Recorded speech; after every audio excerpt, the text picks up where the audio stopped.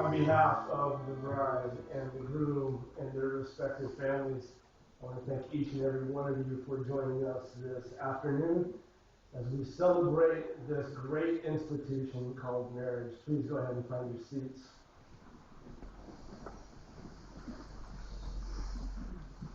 Who is it that gives the bride away? I do. Thank you, sir.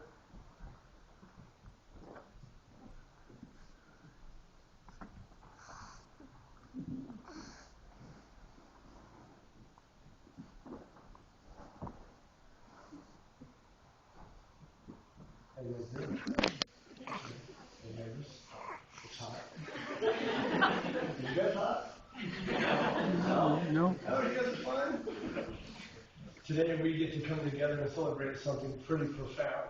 And the first thing I want to do is thank the two of you for giving me the honor to celebrate with you today. And I know I speak on behalf of your family, friends, and invited guests, just to say thank you. What we're doing today is something very special. This is God's idea. This institution called marriage. It's not a civil ceremony. It's not a man creation. It's something that God created. It's a very profound covenant. And for us to come together and get to celebrate that, I'm very, very honored to be able to do this with you. Alex, I've known you for quite a while. MacKenzie, I've just gotten to know you and our time together. And I just want to say how proud I am of the two of you for the steps you have made and are making. And the changes you are making and how you see each other in the future. It's been fun for me to get to know you a little bit, and to celebrate this day with you is going to be a blast. So thank you for having me here. What we get to do today, as I said, is something pretty profound. God brought Eve to Adam, the first Eve to the first Adam, and brought them together in this thing called marriage. And it's from that relationship, the most important relationship on planet Earth, the husband-wife relationship. From that relationship, where we build our families, where we build society. It's how we build great nations. So what you are beginning today is something very, very important. And so I want to remind the two of you, and all of us here, how sacred and profound and beautiful this thing called marriage is. God brought Eve to Adam, said it's not good for man to be alone. Amen. Say amen to that. Amen. Brought Eve to Adam. Yes, I'm going to bring the two of you together. I'm going to show you what love is. In each wedding that I do, I speak to each of the couples individually and just challenge you on what it means and what you're doing. So Alex, I want to talk to you first. This institution called marriage is not held in as high regard and esteem as it has been in our history. It is kind of shoved to the corner of the wayside as something not all that important, not all that valuable. And it's not given the attention and the care that it deserves. And so it is seen as almost just something ordinary. I want to remind you, Alex, that it is extraordinary what you're doing today. And the responsibilities you're taking on yourself are very profound. And so let me remind you of what you are doing. The young lady that you are marrying, before she is your wife, before she is a mom, I want to remind you that she is God's daughter. I want to remind you that you are receiving from God one of his very special little roles. And it is your privilege and your responsibility to care for her. To not craft her in your image, but to help her blossom in his image. You see, he has made her to be beautiful and intelligent and creative. And the best thing you can do for yourself and for her is give her an environment to blossom. Too many husbands, they try to craft their wives in their own image. The second thing they do is they begin to neglect their wives in pursuit of a career or something else that they turn their attention to. It's the nature of the male. The male tends to be a hunter. And when we get the thing that we have prized, we tend to move on. I want to challenge you at beginning this day. She is your greatest prize. Now, as I've gotten to know you, Alex, I know that one of the things you like to do, you're a builder. You like to get your hands dirty, you like to roll up your sleeves, you like to work hard, right? So I want to challenge you today as a builder. God has given you an opportunity today to build something great, something uncommon. Many men get married. Few men continue as builders of a great marriage after the I do's. I want you to be a great builder. I want you to think of your home and this marriage as something that requires a master craftsman. In fact, I want to give you one of the greatest tools that you can use to be a great builder. You ready for it? It's pretty profound. It's the word because. I'm going to give you a tool in your toolbox to use to build your bride. The word is because. Lots of men say, I love you. I want you to say, I love you because. And continue to remind her each and every day why she's valuable, why she's beautiful, why she's precious. And she will know that she's cherished. Got it? Because you're a builder. Right, MacKenzie? You also have tremendous privileges and responsibilities. God brought Eve to Adam. It's not good for two people to be alone. He said he called her a helpmate, one who is brought alongside. And as I've gotten to know you, I see your heart, and you're a nurturer. And you bring with you a soft but tenacious compassion. You can be fierce, you can be soft as her family laughs. Struck a chord. You can be tenacious, you can be feisty, you can be fiery. That's good. And Alex likes that. As long as it's used to build and nurture. Right? So here's my challenge to you. My challenge to you is this. I give him the word because. I'm going to give you the word respect. He's going to use the word because to show you that you're cherished. I want you to use your words to show him that he's respected.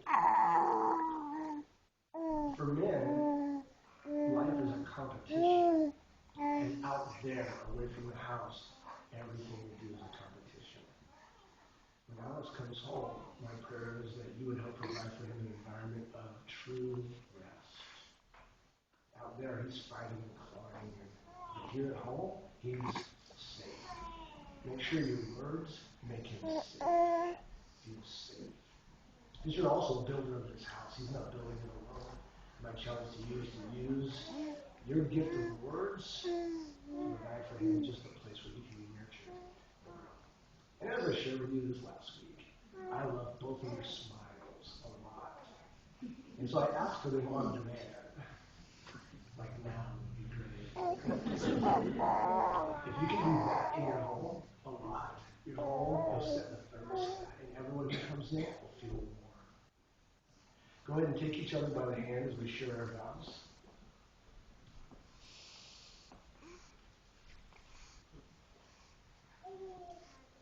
You, Alex, take MacKenzie as your wedded wife, your gift from God, to have and to hold from this day forward, for better, for worse, for richer, for poorer, in sickness and in health, to love, to honor, and to cherish. This is not a fight. We'll try this again.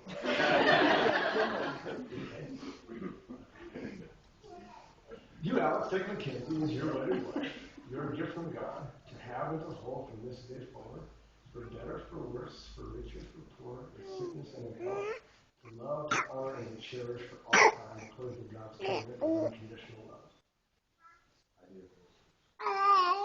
You, MacKenzie, take Alex as your wedded husband, your gift from God, to have and to hold from this day forward, for better, for worse, for richer, for poorer, in sickness and in health, to love, to honor, and to cherish for all time, according to God's covenant of unconditional love. Thank you. Alex, do you have a ring with which to seal your vows?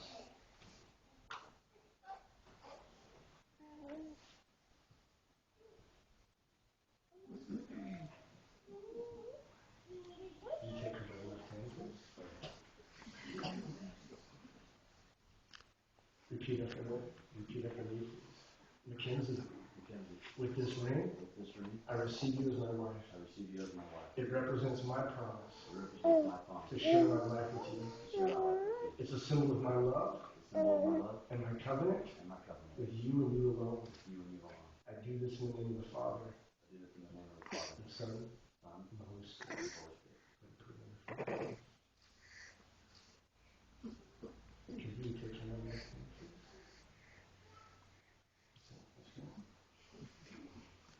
Repeat after me. Alex, with this ring, I receive you as my husband.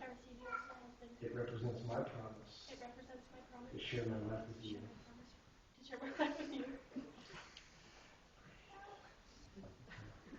It's a symbol of my love and my covenant with you and you alone.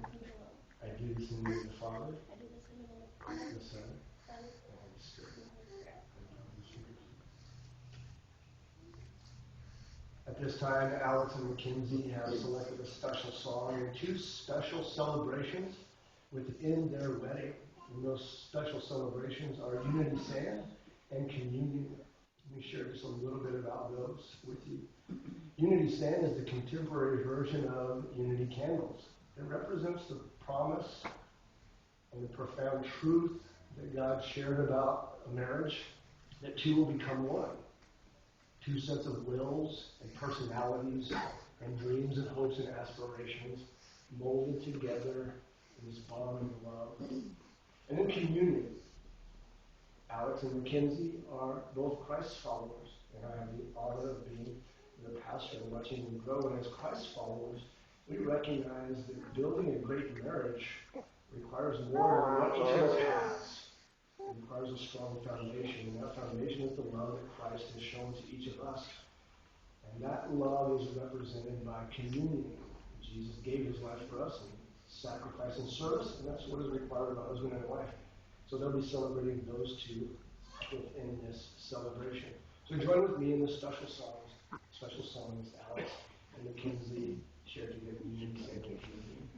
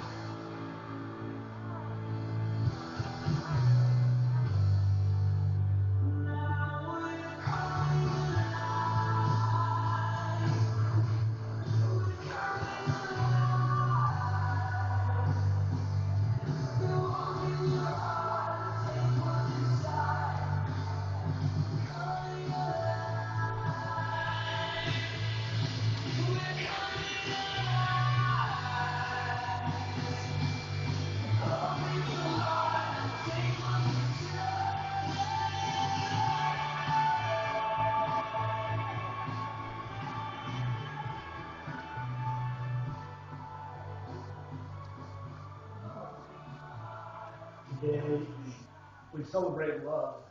That's what a marriage is. That's what a wedding represents. But let us make sure we are clear on the kind of love that we are celebrating. What Hollywood gives us, what our televisions give us, is a superficial counterfeit of the real deal. When we read a passage in Scripture that's often referred to as the love chapter, the Apostle Paul writes to the church in Corinth, and he says these words. Listen to the words that he uses. This is for all of us. Love is patient. Love is kind. It does not envy. Does not boast. It's not proud or rude. Real love is not self-seeking or easily angered. Love does not keep a record of wrongs. God's love does not delight in evil, but rather rejoices with the truth. Love always protects, always trusts, always hopes, always perseveres. Real love, God's love, never fails. One of the great things we can each do with that passage is simply insert our name into the passage to see how we're doing with God's love. Alex is patient. MacKenzie is kind, etc. Before we close today, I'd like to share a special story if you would allow me. It won't make sense at first, but it will near the end. So I'd like you to bear with me. It's not every day of my life I drive by a house on 304th and Meridian on my way into town. This house sits on pretty nice property. You look out the front door, off the front porch, and there's Mount Rainier in all of her glory. Up to the right is a nice pasture. There's some woods up to the right with a stream running through it. It's a beautiful, beautiful view. One of the best views in all of Pierce County. It's a nice little house, has a little wraparound porch, good acreage, big tree right in the front, and I imagine a family, maybe a young couple starting a family, moving in that house, and I can just see the kids playing out in the field in the grass, and I just think about what could be and how cool that property is every time I drive by it. But when I drive by it, it reminds me of a very significant, very profound truth. Because that house, it sits abandoned and condemned. The porch is falling apart with dry rot, the shingles are coming off the roof, the paint is peeling, there's weeds growing up in the yard, and it reminds me of the if-onlys and the power of small things.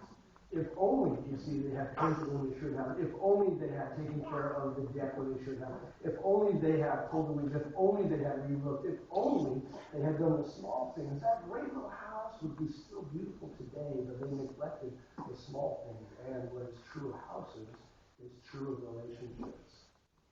Great relationships are not built on the big getaways, the 10-year anniversaries. They're built on little things. Every successful relationship in this room, every successful relationship there is, what they have mastered, are the little things. The daily words and actions that remind of value, that build toward the future. So Alex and MacKenzie, if you get anything out of today, get this. Be masters of the little things. Tell her every day when you look at her how beautiful she is, because every day words of respect, those little things build a great relationship. Thank you, sweetie. You're fantastic. That's the greatest meatloaf in history. Thanks for changing the tire. I mean, all those little things, they add up to a great marriage. MacKenzie, Alex, from this moment on, I want you masters of the little things. Would you turn and hold hands, please? With this union of hearts and hands by the authority vested in me as a minister of the gospel and by the laws of the state of Washington, I now pronounce you husband and wife. Alex, you may kiss your bride. Woo-hoo!